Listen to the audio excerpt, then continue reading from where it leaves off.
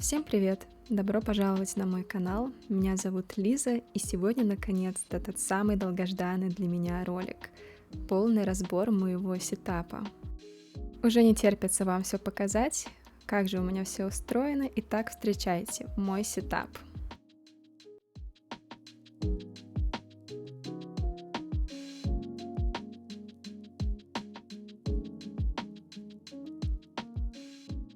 Для начала хочу показать вам, с чего все начиналось. Так мой сетап выглядел почти год назад. Мне было не очень уютно за таким местом работать и проводить свободное время, поэтому я все чаще и чаще стала задумываться о том, как его улучшить.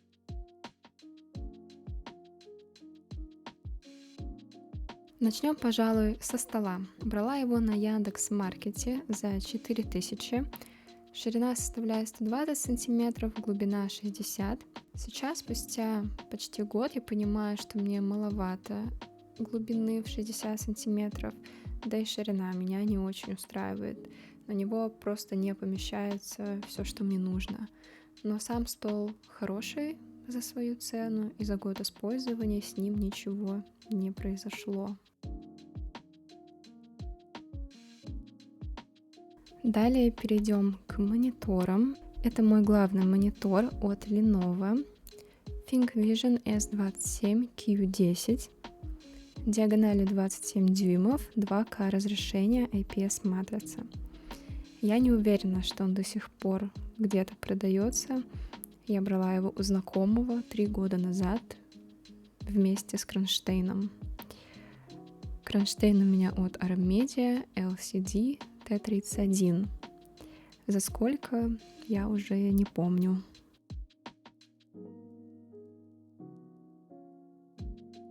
Второй монитор не совсем обычный. Это графический дисплей от XP Pen.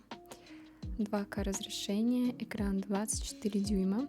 Я покупала его в комплекте с маленькой клавиатурой, но сейчас редко ею пользуюсь. Мне удобно с обычной клавиатурой.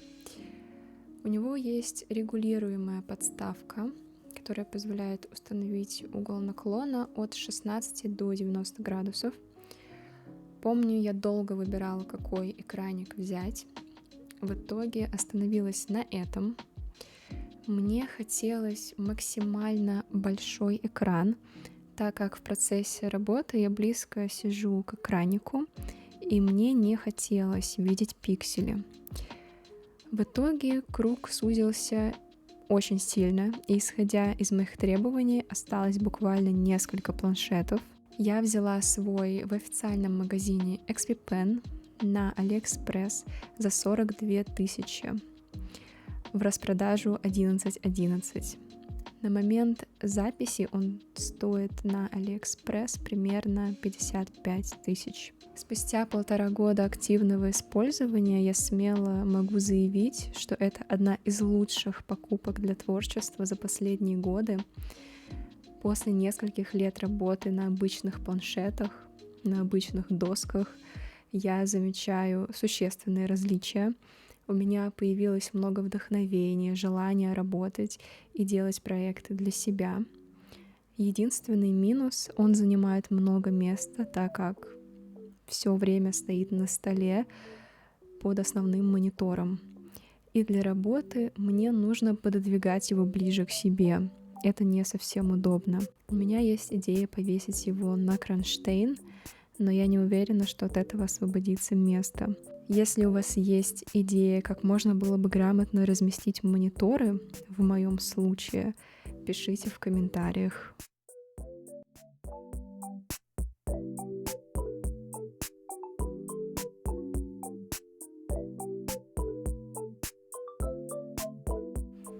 А мы плавно переходим к колонкам.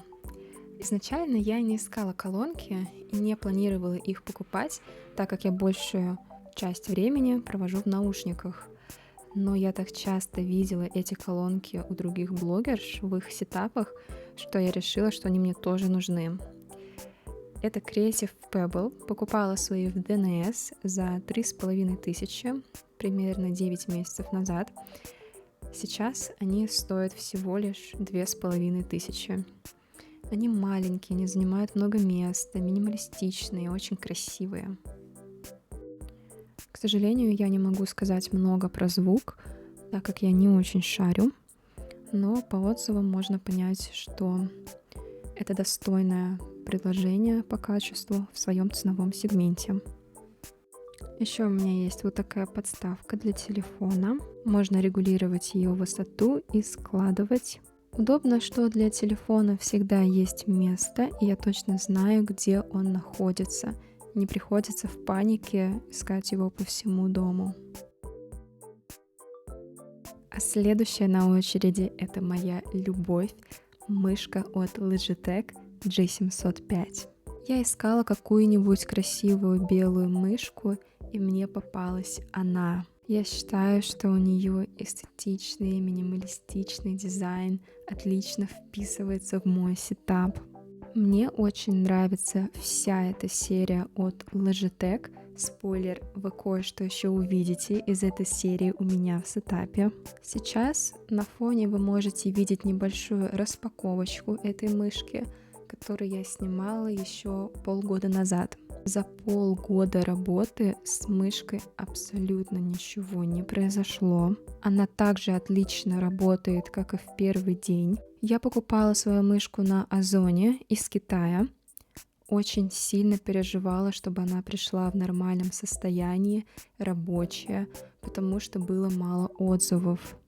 И на тот момент она стоила 4500, что в среднем было намного меньше, чем на других маркетплейсах. Это вызывало небольшие подозрения, но тем не менее это оригинал и все хорошо работает. Поговорим немного про клавиатуру. У меня Aula F75 вот в такой расцветке. Я думаю, нет смысла много рассказывать про эту клавиатуру. Думаю, о ней и так все уже знают, что это хорошая бюджетная механическая клавиатура. У нее хороший дизайн, она тяжелая. Мне нравится ее тайпинг. Также есть разные виды подключения. Единственное, я поставила на нее другие кейкапы. И еще на клавише Escape у меня вот такой милый кейкап в виде котика. А теперь перейдем к коврику. Когда я только начинала все это дело собирать, я думала, что у меня будет светлый белый сетап с какими-то розовыми акцентами. Поэтому я решила искать светлый или розовый коврик. Вообще я заметила, что продается очень мало хороших светлых ковриков на маркетплейсах. Для того, чтобы найти этот, я перерыла весь Озон, Wildberries и AliExpress. В целом он хороший, меня устраивает, но когда я его только распаковала, было небольшое разочарование, потому что я думала, что он будет прям как на картинке. В итоге он немножко более серый. Не знаю, почему так происходит, но, как я поняла, это свойственно всем светлым коврикам. Еще у меня есть вот такая подставка под напитки в виде сакуры. Сегодня мы не будем много говорить про ПК, потому что видео посвящено по большей части рабочему месту и девайсам. Единственное, могу сказать, что комп стоит у меня на столе справа. Это не совсем удобно, конечно, но жить можно. В идеале в будущем иметь рабочее место, где компьютер стоит слева, чтобы он не мешал правой руке. У меня корпус от Jonsba D30. Он достаточно миниатюрный, и, конечно же, это его плюс, потому что он не занимает много места на столе. Здесь у меня вот такая открыточка. Думаете, она тут просто для красоты? Нет. Она еще закрывает некрасивую часть внутренностей, но и поддерживает розовую тему в сетапе. Заказывала открытки на Wildberries. В одном пакете был огромный выбор разных открыток. Думаю, мне их хватит до конца жизни. Ими можно красиво украшать сетап, клеить на стены, ставить в рамки на полки и так далее. Далее перейдем к наушникам. Эти наушники от Logitech G735 Безумно красивые, стильные и минималистичные, все как я люблю. Я могу сидеть в них часами без малейшего дискомфорта.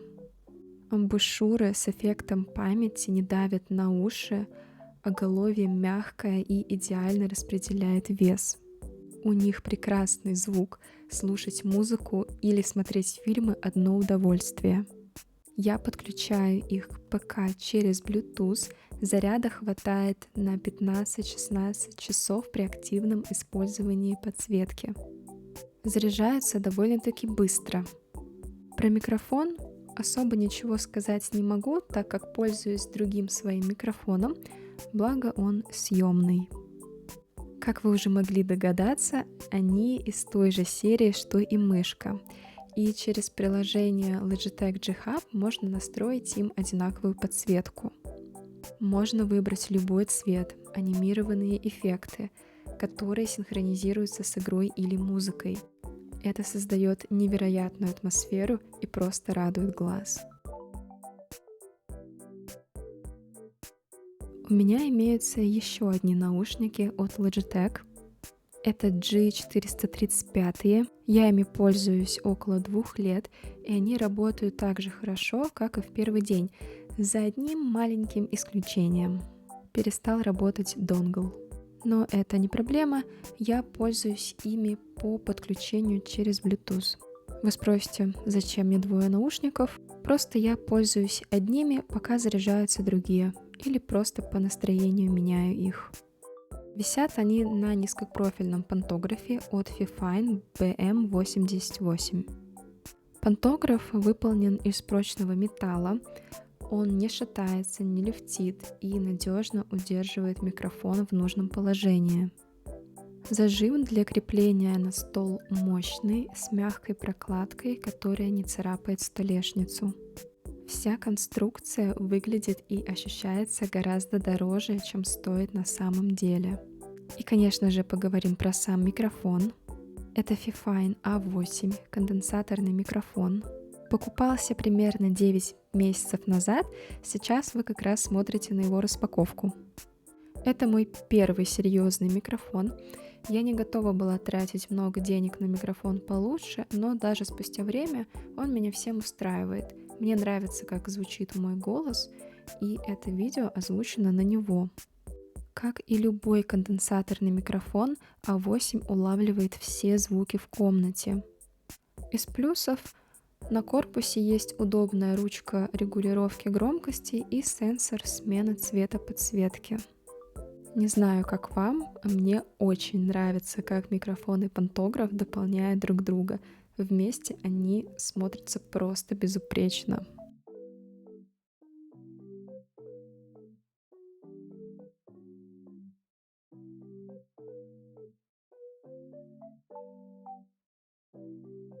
Следующее на очереди кресло. Оно у меня обычное, не геймерское.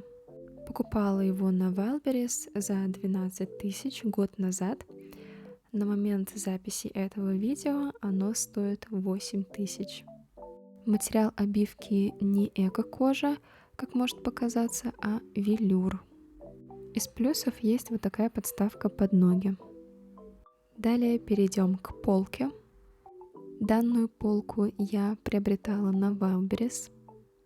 Не могу сказать, что сборка была легкая, я потратила на нее практически весь вечер. И собрала я ее не без косяков, но переделывать уже не стала, потому что не хотелось тратить на это еще время. Так как визуально этих недочетов не видно, я оставила так, как есть. На самой верхней полке стоят цветы Лего, еще не до конца собранные. Далее стоит искусственное растение, под которым сидят котик и Будда. И еще имеется вот такой мини-конструктор. Это была настоящая боль собирать его с длинными ногтями. Поэтому у кого длинные ногти, не советую. Но занятие оказалось достаточно залипательным, побаловаться один раз можно.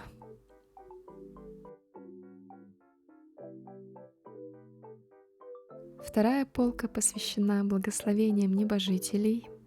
К сожалению, я не могу ставить много книг на эту полку, так как она не выглядит надежной, поэтому здесь стоит первый том новеллы и маньхуа на китайском. Также у меня на ней стоит вот такой красивый артбук.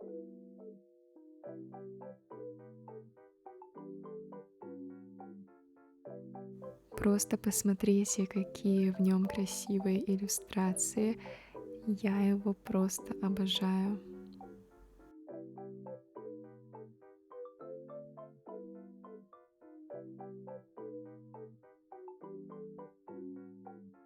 И я считаю, его отлично дополняют вот такие розочки в колбе со светяшкой.